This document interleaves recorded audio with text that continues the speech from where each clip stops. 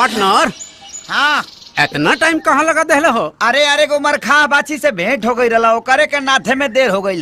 यार तोहरो चैन नहीं खे, बाजार से अइला और खेत में भीड़ गईला। का करी पार्टनर, अगर हमारा बाबूजी के बस चले ना तो हमारे के हुए देश के प्रधानमंत्री बना दिए। प्रधानमंत्री? अरे उनकर बस चले ना तो बैल के जगह में तोरे के नाद दी है। ना दी है बाबू, जोत के हंगाइयो दी है। एकदम सही कहा रे। लेकिन पार्टनर लाल बहादुर शास्त्री जी कह के गए कि जय जवान जय किसान। खेती बाड़ी से बढ़ के दुनिया में कोनो काम ना होला। हाँ खेती बाड़ी?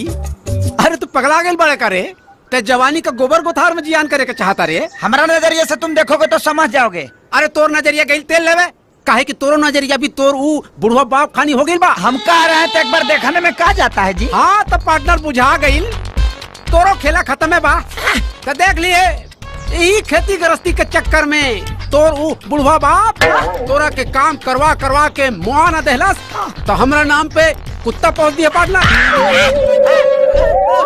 शास्त्री जी सही कहत रहला, जय जवान जय किसान। हमरा के चचा से बचा ले भगवान। बाबूजी रौरा खिलाफ में गोधाना हमारे के भड़कावो तो लो, लेकिन हम देखी पूरा खेत में खाद छीट देनी।